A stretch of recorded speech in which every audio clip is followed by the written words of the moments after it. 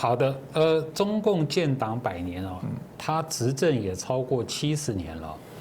所以这个政党能够生存100年，一定有它的政治生命上的韧性，也有它的贡献了。只不过哈，从去年开始到今年哈，这个中共已经铺天盖地的哈在宣传它的成绩，啊，它的这个政绩跟成就嘛哈。我倒是觉得哈，有一句老话，这个时候可以重新的提出来。这个话的意思就是说，批评若遭禁止，那么赞美也就没有意义了。所以我们从这个角度哈来看一下这个中共这个建党100年有什么样的功过是非。那当我们要讨论这件事情的时候，你的判准是非常重要的，就是说你用什么东西当做你的判断标准。在这个地方，我认为是有2个判断标准了。第一个判断标准啊，当然是两岸，就是说，从1921年开始，中国是什么状况，台湾是什么状况，这是一个判断的标准，叫互为参考嘛，互为比较。第二个当然是应该，从这个中共建党的时候，那个时候中国的人民他的期盼是什么，他希望什么，然后共产党建党的那些元老，他当时在主张什么，他当时在追求什么。我觉得要从这2个判准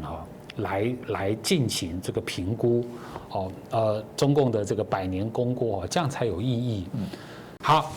，1921年简单的说在台湾诞生了第一次的公民运动，那个公民运动是在追求民主跟延续抗日的精神。那当然，中国诞生的共产党，他在追求民主跟反帝国主义。我刚刚说了，其实台湾的公民运动，中国共产党的诞生，追求的目标是一样的。1921年同一年，外蒙古宣布脱离中华民国独立，然后呢，这个广州孙中山国父孙中山在广州成立了军政府，所谓的护法政府，宣布脱离北洋政府嘛，那孙中山自己就担任了这个所谓的非常大总统，中华民国的非常大总统。所以其实1921年的中国，它产生了共和危机、宪政危机。那一年中国已经实质分裂了。好，我们就从这个出发点来看的话。共产党的产生有一个非常重要的背景，当然就是1919年民国8年的这个所谓的五四运动嘛。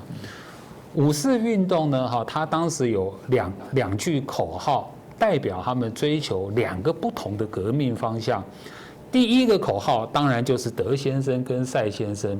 也就是启蒙来追求民主跟科学嘛。第二个口号就是外抗强权，内除国贼，就是说反帝国主义跟救亡图存。好，很不幸的是等于说中国这个革命100年来的结果，刚才主持人讲到的，就所谓的救亡压倒了启蒙，反帝压倒了这个民主。这个是历史上的共识结论了，因为其实中共这个建党50年啦、60年、70年、80年、90年，其实都有人在讨论，乃至于中华民国建国100年的时候，那个时候都有很多华人社会都在讨论100年中国。我刚才讲的那个从五四运动之后。这个救亡压倒了启蒙，反帝压倒了民主。中国的革命从一开始就是民主主义就已经占领了全部的这个革命，无论是共产党也好，国民党也好，都是这样。这个就叫做这个100年的魔咒，这是中国革命的100年魔咒，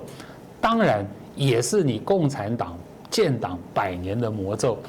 那这里我特别解释一下就说1921年的台湾发生什么事情那一年就是由林献堂领衔，他发起了一个公民运动，那个公民运动叫做请愿成立台湾自治议会运动。这什么意思就是说按照日本的这个立宪法的精神呢，台湾呢应该是有一个台湾议会的。是。所以他就发起了这个公民运动，直接向台湾的总督府要求，就是说这个总督的立法权应该交还给台湾人民，因为按照你日本的共和宪法，你明明就是这样写的嘛。当然，这个是一个挑战这个台湾总督府权威的这个运动。那为了推展这个运动呢，当时还成立了台湾文化协会我们所熟悉的那些台湾的老一辈的这个民主人士包括蒋渭水啦我刚刚说的林献堂他就借由参与这个推动这个台湾文化运动，来配合刚才所说的那个请愿运动。好。这个台湾文化运动呢，它就是台湾所谓的新文化运动无论怎么样就是说请愿运动配合台湾新文化运动，这个在台湾当时上历史上的意义，就是说这是一个非武装的抗日运动，非武装抗日运动，然后它奠定了台湾人民要求法治、要求宪政精神的那种基础，就从那时候开始的。好，所以最后呢，这个二战结束以后嘛，中华民国来到台湾，历经了中华民国在台湾、中华民国是台湾，经历过这些阶段我们就可以看到就说这个中华民国在台湾被台湾的民主化跟本土化同化了。这个是中华民国的历史，那形成跟这个中华人民共和国的历史来相对照当然这是一个方面。今天主题还是要回来谈这个中共。